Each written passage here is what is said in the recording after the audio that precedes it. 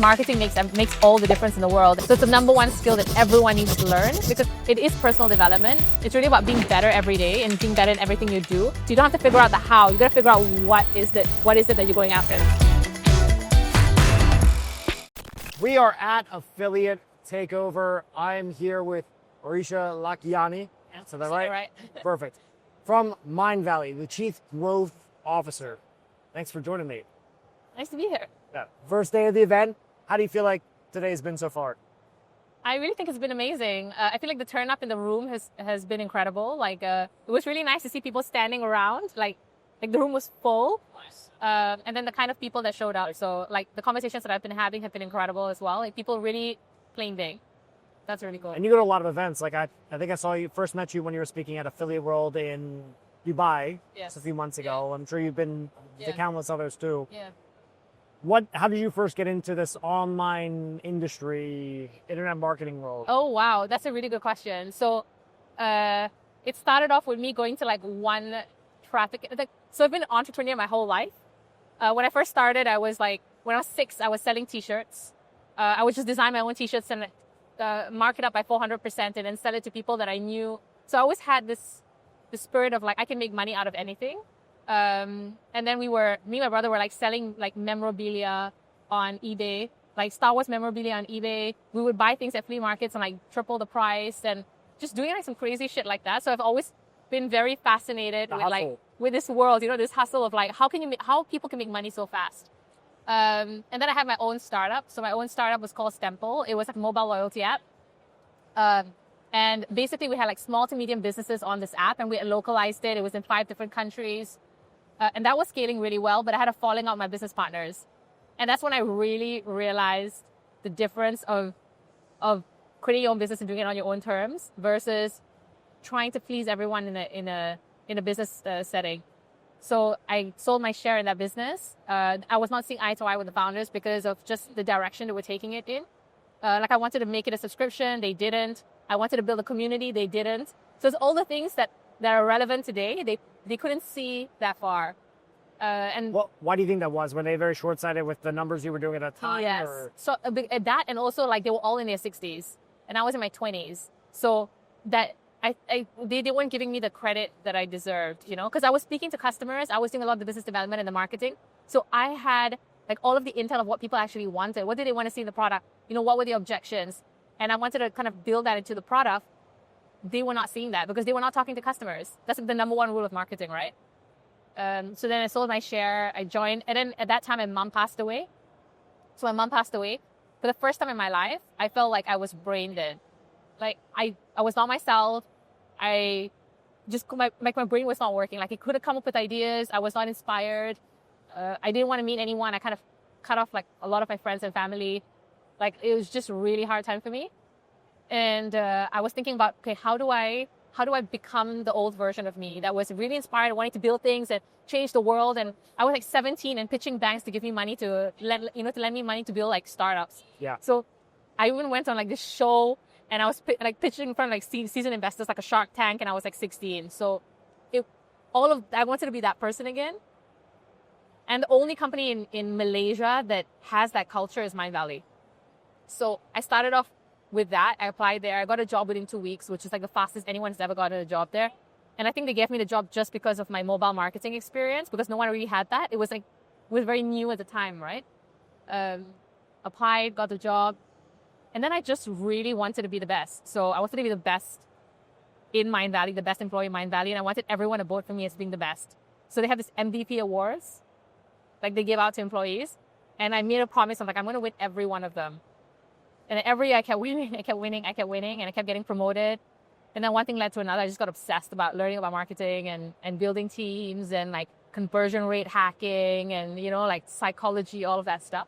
Which is what Mindvalley is all about. It's what it's all about. And I truly believe, I feel marketing makes all the difference in the world. And we do it unconsciously in everything we do, how we show up on a date to how we build a business, to how we sell ourselves, how we show up on social media. It's all marketing, So it's the number one skill that everyone needs to learn. And I just focused on being really good at it. And fast forward how many years? You are the Chief Growth Officer. Yeah, so office of Mindvalley. So And the funny part is like 99% of Mindvalley's revenue gets generated from the marketing team. So the marketing team is like a sales team, and it's really a marketing-led company. So that's what actually gave me all the experience, like building VSLs, to webinars, VSLs, like tripwires, like all the direct response stuff that a lot of companies don't do is what we do in Mindvalley. How would you describe Mindvalley to someone that doesn't know who they are that's watching right now? Right. So it's basically, the way I like to phrase it is that it's what school forgot to teach you. So it's everything personal development, from like longevity training to like how to build teams, leadership, marketing. There are so many things around like, parenting, like all of those topics all in one. And you can just pick and choose your curriculum. So you can do any course that kind of fits your bill or suits you. Yeah. And you bring in experts from all different walks of life, right? Yeah, so that we find experts from all around the world that are changing the game in that niche. And we find people that might not necessarily have a massive following, but they're amazing teachers. And that's what makes the difference, right? Because you really want to be able to change someone's mindset and behavior. And that's how like change actually sticks. Yeah, no, just on some, maybe. That was awesome. Let's go. Who have been some of your favorite guests or teachers? I don't know if you have like a reference name for them.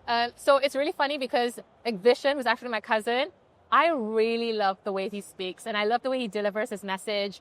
I love what he talks about. Like, he puts a lot of effort in conceptualizing and making it really simple to understand. And his programs are actually some of the best programs on Mindvalley. So definitely he's one of my, the ones that I get inspired by the most. There's also a program called Lifebook. And Lifebook so basically it's like a goal setting program that helps you look at your life across 12 different categories. And none of us do that because we're always looking at health, relationship, finance. But 12 different categories, like my friendships, my spiritual life, like all of that. Every aspect of your life. And it really changes the way you look at life. And when I did my life book, it was crazy. Within 1 year, 50% of what I wrote down, I achieved. And then now when I look back at my life book, I pretty much have done everything that I wrote, and I wrote as I wished I would have done, So I think that's one of the most game-changing programs out there, because it really gives you a lot of perspective to think bigger about how do you want to design a life that you're actually proud about, that you're inspired by. What Mindvalley is, it's kind of its own category of a business. What do you think? What is the box you will put it in if you had to? This is not quite just self-help or self-development. It's also, transformation is like a buzzword I've seen all over the website. Everywhere, yeah. Transformation is like the buzzword. That's the word that resonates with people, because they feel that once they join and they do a program, they don't just feel like they're learning something that's theoretical. They feel like their life is actually better. And that's why we keep using the word transformation, because it's the word that resonates the most.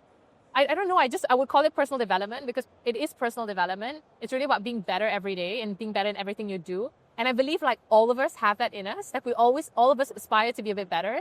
It's just that we're not looking at our life in all of these different categories.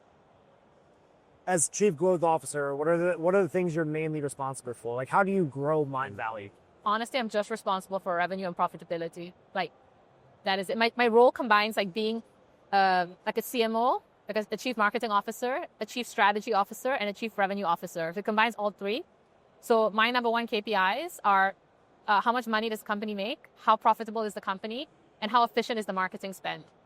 What are some of the things you've done over the last few years since you stepped into this role that have really driven those numbers for you? A lot of it is down to like really unit economics. Like, how do we drop? So I always talk about how, as a marketer, I need to look at two metrics, like my CAC and my LTV. And I feel like we always zoom in too much, and we always look at like, oh, what is my click-through rate, and what is this, and what is that? All the front-end metrics. But actually, if you just focus on like, what are the strategies I need to do to drop my cost of acquisition, and I acquire customers more profitably, and I'm always having initiatives to do that. And then I'm always having initiatives to get them to spend more and stay with us longer. Like a lifetime app. The lifetime. So launching new products, giving them like maybe a step ladder, so they can gain mastery to some degree. It could be like having events, upsells, like any other type of upsell. And all of these things really help them learn more and get mastery over whatever they came to Mindvalley for. And if we just focus on those two, like, okay, maybe set up a bundle, maybe like optimize your advertising, set up tests, like all of these things, and you focus on those two numbers, you will literally build a profitable business. But if you get hooked up at every single metric in the funnel, like, is great, but you're not actually focusing on the things that are the levers that are gonna have the maximum impact. So for me, it's all about that simplification. So on the front end, if we're talking, give me some specific examples. If we're talking about lowering your CAC, your customer acquisition cost, what are 2 or 3 things you always start with? And then on the LTV, if you see the customer, the lifetime isn't supporting the CAC, what are 2 or 3 things you look for here? What levers you pull to drive this as well? So on like the costs of acquisition point of view, you want to look at like, okay, so what is the right pricing? Like, I don't think a lot of people actually test pricing, but if you're testing pricing, you'll realize there's a sweet spot that I can actually give you like a 30%, 40% boost. So we tested pricing for a very long time. I think it's over a year we tested pricing. Then it's about how can you get people to bring other people. So if you have like a webinar, can they bring other leads? If you have someone buys a membership, can they bring other customers to it? So like referrals, loyalty, all of those things help bring the cost down. So these things are like the basics. And then if you look at lifetime value, so what other products? Like for example, someone might buy a coaching program that might be 6 months. What do they buy after that? Are you going to just say buy, or are you going to give them like 12 months of coaching? Is there an upsell? Is there like one-on-one coaching? Is there like templates or tools? Is there something else that you can provide them to like deepen the experience? Can you do an event like this? Can you do a 3-day mastermind? So there's just so many things you can get them to buy. Like the most easiest, like even just bundling 2 offers together and making them buy 2 things versus 1. And we try all these things during our events. And they work like wonder, like magic. But a lot of people are not thinking about this because they're so busy thinking about like, okay, I need to optimize the conversion rate on my page. Great, you got 20% extra, but you're not thinking about. You're focused on the front, nothing else. And it's not good enough, so. What are some things you learn from the affiliates, right? Like you come to the affiliate world where you see some of the most aggressive, but also some of, in a sense, the most effective marketers, at least on the front, right? What are some things you appreciate and learn from that world? It's really the how aggressive they are. So like how many upsells is too many upsells, like how progressive can you be in your storytelling and your narrative and your claims and all that kind of stuff. And it's the kind of sweet spot that you have to maintain between being like a trustworthy brand and then just saying anything just to get a sale. And I feel like the affiliates, that's like, there's a spectrum, and then this is one end of the spectrum. Yeah. And then there's like brands that are so scared to say anything and they're on the other end of the spectrum, and then finding that sweet spot where you're not over-promising, but you're also like not afraid to say like, this is the result you're actually going to get, or, like be proud about what you're selling. And I feel like they have taught me how to push the needle a little bit. Just enough. For where nice, because you're a brand. You're not a offer. Yeah, we're not an affiliate. Or there's a lot of guardrails when it comes to being a brand, but just to be able to say like, it's okay. Like, let's try these things. Let's be a little bit more aggressive. If you really believe you have a good product and we have all these people raving about the brand, then it's okay to say like, hey, these are the results. This is what you can experience, and not be shy about it. Who are some of the most interesting people you've connected with just being in this internet world? Really, some of the big names that. I think it's just really all the speakers. Yeah. Really all the speakers, because everyone's an expert in their field, and it's really incredible to kind of like meet them and then see what they're doing and how they're changing their domain. So I learned a lot from like Rory's like one of my best friends, and then I meet him at every event because we speak at the same events. And I love what he's doing. He even did a session at Mindvalley as well. So I just love that, like all these guys, they have so much like value to give, and they're so open with that value. They don't hold back. They're not gatekeeping, and I think that's so beautiful. Yeah. Yeah. Most events you don't see that, right? Like you don't see that. Yeah. Or with the right people around you, like it's honest conversation. And I love that they're just so open. They'll tell you their numbers. They'll tell you what they're doing. They're sending me swipes and templates. Like, I'm just going to send you everything. Okay, thank you. What would you say you're most excited about now in 2025? Like, what are you focused on personally, and then also within Mindvalley as a context for that too? In 2025, I feel it's really about like the next evolution of what we're building. So we've had a lot of like discovery along the way of, okay, what kind of products do customers actually want, and how do we build like community into this, like really, really build community for our audience? Because I feel like with AI and everything that's happening in the world right now, people are craving community more than ever. So they're even craving, like they don't want to do like pre-recorded calls or courses anymore. They really want to do it like virtual, but in person, like everyone's on the call together. So I feel like we're trying to bring that back, even through events, like the community through events. So we have an event happening in August in Amsterdam.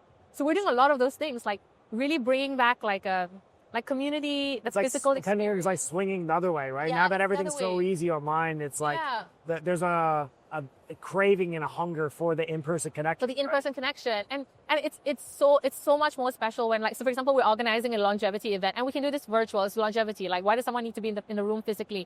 But people just really want to come together and actually like discuss this and learn from each other as much as they want to learn from experts. You know, The energy about the conversation is a Yeah. little bit different too. it's very different. So I feel like that is something that we're focusing a lot on. It's like, how do we really develop this aspect of community, and what does it mean for us? What does, you don't go into as much detail as you can and we're here, as a whole, just like explain the fundamental model of Mindvalley. What does it look like? So someone comes into your world, Yeah. how? Okay, so usually it's really hilarious. They usually stumble upon a podcast or like social media content, and it It's like resonates this with one, them. we'll link Yeah. back for sure. Yeah. Usually they stumble upon something like that, and then they get it a couple of times. The algorithm finds them. They get it a couple of times. Then they see an ad. It's usually a VSL, and then they're compelled to buy.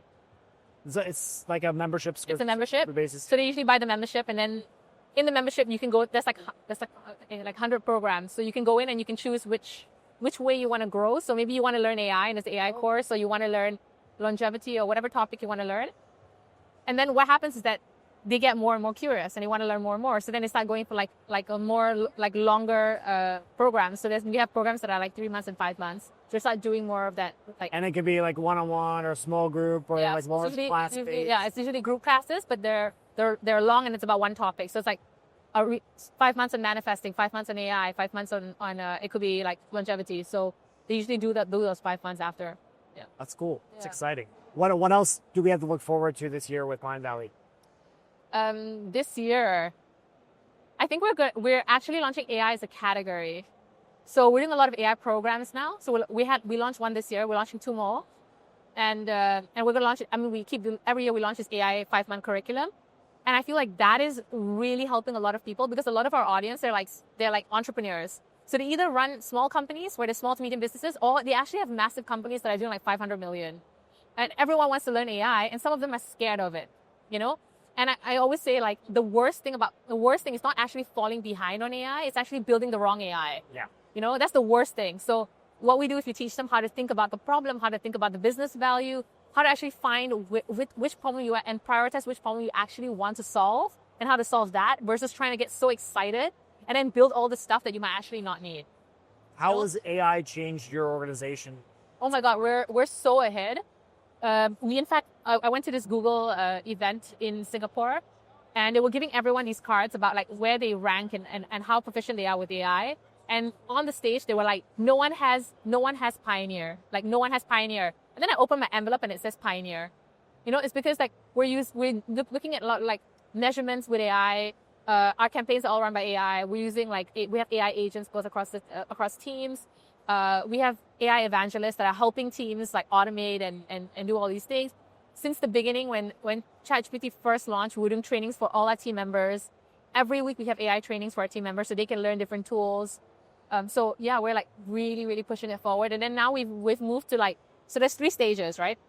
If you really want to adopt AI well. So the first stage is you need to adopt it within the team. Your team needs to understand it. Your team needs not fear it. So they have to accept it and they have to start embracing it, building agents, you know, like using ChatGPT, using other tools, understanding how to use AI to solve business problems. That's stage 1. Stage 2 is product. It's how do you integrate it in your product? So now we built like Mindvalley Eve. It's like an AI coach that guides you on like which lessons to take, which areas of growth, you know, what you want to accomplish, and then kind of guides you on this Mindvalley journey, like your pal, you know. And then the third stage is educating the customers. So you can succeed, but then your customers are still left behind. And how can they succeed with AI? How can how can you be the enabler, you know, in their story? So now we're on that stage where we're educating the customers on like, you know, how to integrate it in their business. What did we do? You know, like how to build agents, you know, how to train your teams, how to, you know, create all these creatives for your brand, like all of these things. Exactly like what we talk about here. We're teaching customers. What are you doing this big rollout for your consumer base with AI? Yeah, so we have an AI summit that we do every year. So the AI summit is actually happening end of this month. And then usually like 100,000 people join this event from around the world. And we have like the best AI experts. Like speakers can be from like Microsoft to like influencers. Like this is how I heard about Mindvalley. I can't remember who. Someone like with a big following a few years ago. I remember they were on YouTube, just like you were saying, and it was on a stage, but it was a Mindvalley event, I think, maybe. Yeah. But this is how I first learned about Mindvalley. That's actually a lot of people here because they told me that they attended one of the virtual events, and then that's how they discovered it, and they love some sessions, and I think that's how a lot of people discover it as well.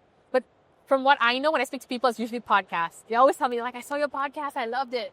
Yeah, well, hopefully they say the same thing. It Yeah. gets you exposure Hope so. to, for sure. All the people you see in this room, Affiliate World, a lot of those guys are subs, and they also watch our content. So it's going to be perfect if you're looking to reach more people in the space. Yeah, that's amazing. Yeah, they're gonna really enjoy this. Yeah. So cool. Any last words of advice in business and conversion rate optimism, whatever you want to share with people listening? And the only thing that I want to share is just like the way I live my life, I guess. And I always you know how we talk about manifesting, and some people get turned off by manifesting. They're like, oh, it's a bit too woo for me. I don't believe in manifesting. I believe in hard work and hustle. And I do too, right? Yeah. But I really feel like what I do in my life that has worked for me really well is that I always just decide what my next goal is going to be. And I say decide, I mean like go all in and commit to it. So when I decided I wanted to be like CMO of Mindvalley, I just like decided there was no option. Like I was going to quit as be a CMO of Mindvalley. There was just no other option. And then I started to work backwards of like, how is that going to happen? Like, who do I need to talk to? What problems do I need to solve? Like, what results do I need to deliver? And I started to work backwards of like, how do I need to deliver it? And then I got the role. It was so effortless. But I feel like that is essentially manifesting. It's really about knowing where you want to go, what's your end goal, committing to it.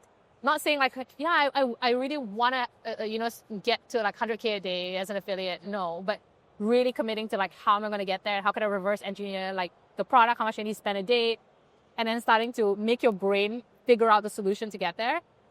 But it comes down with like picking one thing and committing to it. And I feel like that has completely changed my life. And I think that a lot of people, whether they are all for manifestation or they hate the sound of it, I think that even if they follow that process, regardless of how they feel, it's only going to put them in a better position to 100%. Like right? Everything that I've done in my life, I've achieved just because of this. Like even the first time I wanted to speak on stage, I just decided I was going to speak on stage, and then I just applied, and I had no speaking experience. I was like, I'm going to suck at this, but I'll figure it out once I get a thing. Now look. And then I spoke at AdWorld. I don't even know how Chad at the time gave me a shot, but he was like, yeah, you're the headliner. And then there was like banners of me everywhere. I'm like, holy shit, this is real. Now I got to figure out how to do it and reverse engineer this. So I feel like it's just about making that commitment and like declaration that this is going to happen. I'm going to make it happen at any cost and just going for it. And everything will fall into place. You don't have to figure out the how. You got to figure out what is it that you're going after. And then everything else will kind of fall into place. Yeah. So to me, that's worked really well for me. Yeah. How can people learn more about you, connect with you, and Mindvalley, of course? So Instagram, I think is the best place. I'm on Instagram. My name is Marisha Lakhiani. My Instagram handle is also Marisha Lakhiani. Mindvalley is Mindvalley. So if you want to follow personal development content, that's Mindvalley. If you want to follow anything marketing related, funnel hacking, that's me. So yeah, follow.